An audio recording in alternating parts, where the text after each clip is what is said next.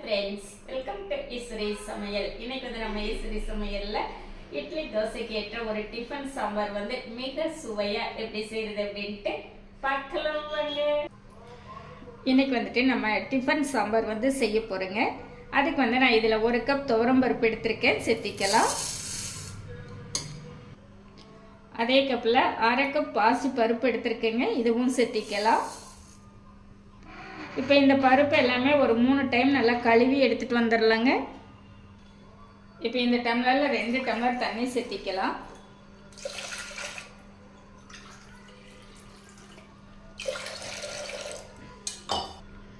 இந்த ஸ்பூனில் ஒரு 1/2 ஸ்பூன் மஞ்சத்தூள் சேர்த்திக்கலாம். கூடவே ஒரு 1/4 ஸ்பூன் விளக்கெண்ணெய் சேர்த்திக்கலாம். இப்போ நம்ம மூடி போட்டுக்கலாம். அடுப்பு ஆன் பண்ணிட்டு எடுத்து வச்சுட்டோங்க. 2 விசில் விட்டு எடுத்துக்கலாம். சாம்பார் தாளிக்கிறதுக்கு கடாய் வச்சுட்டோங்க. 2 ஸ்பூன் எண்ணெய் விட்டுக்கலாம்.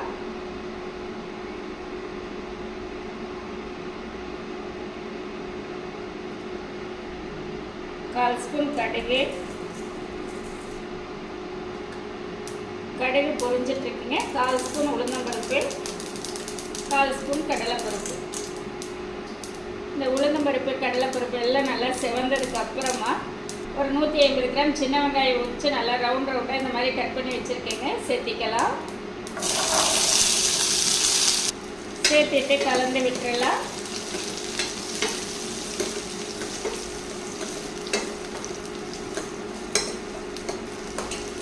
வெங்காயம் வதங்கட்டும். இப்போ வெங்காயம் வந்து ஒரு கண்ணாடி பத அளவு வதங்கிருச்சுங்க. ஒரு கொத்து கறிவேப்பிலை, ஒரு 3 வரமிளகாய் சேர்த்துட்டு கலந்து விட்டுறலாம்.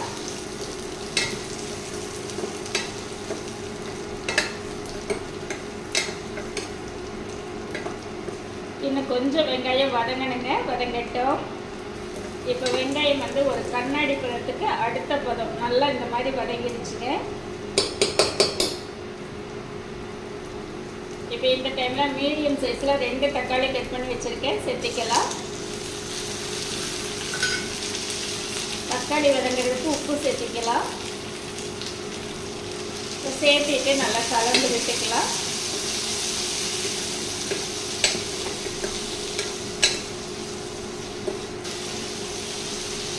தக்காளி நல்லா வதங்கட்டும். இப்போ தக்காளி வந்து நல்லா வதங்கிடுச்சு.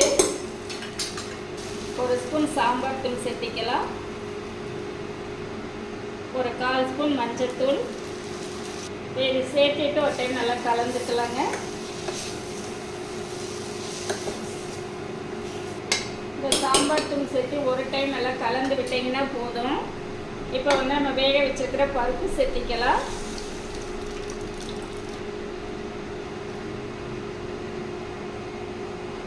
இப்போ பருப்பு சேர்த்துட்டு கலந்து விட்டுக்கலாம்.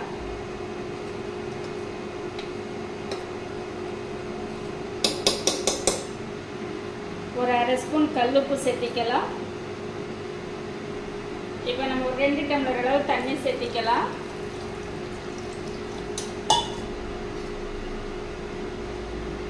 இந்த சாம்பார் வந்து நல்லா கொஞ்சம் தண்ணியாட்டம் இருந்ததுன்னா தான் நம்மளுக்கு இட்லி தோசைக்கெல்லாம் ஊற்றி சாப்பிட்றதுக்கு நல்லாயிருக்கும்.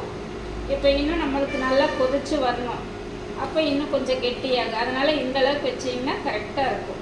சரிங்களா? சாம்பார் வந்து நல்லா கொதி வரட்டும். இந்த சாம்பார் வந்து நீங்கள் நிறைய பேர் நிறைய விதமாக செஞ்சுருப்பீங்க. இப்போ நான் செஞ்ச மாதிரி செஞ்சு பாருங்கள். டேஸ்ட் வைஸ் ரொம்ப நல்லாயிருக்கும். இது வந்து இட்லி தோசைக்கெல்லாம் ரொம்பவே சூப்பராக இருக்குங்க. நீங்கள் பிகினர்ஸ் எல்லாம் இருக்கீங்க, இப்போ தான் சமையல் பண்ணுறீங்க அப்படின்னா இந்த சாம்பார் வந்து ஈஸியாக செஞ்சிடலாங்க. டக்குன்னு ஒரு 5 நிமிஷத்தில் செய்யக்கூடிய ஒரு சாம்பார். இப்போ சாம்பார் வந்து ஒரு 3 நிமிஷம் நல்லா கொதிச்சிடுச்சுங்க. சரிங்களா?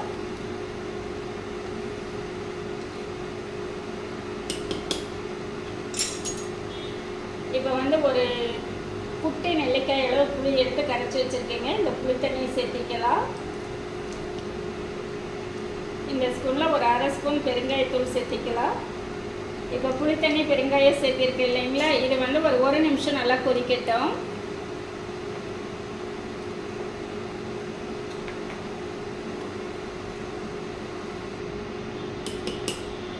இப்போ சாம்பார் வந்து ரெடி ஆயிடுச்சு. மேலாப்பில் கொஞ்சம் மல்லி இலைகள் சேர்த்திக்கலாம். அவ்வளோதாங்க, நம்மளுக்கு நல்ல அட்டகாசமான சுவையில் டிஃபன் சாம்பார் வந்து ரெடி ஆயிடுச்சுங்க.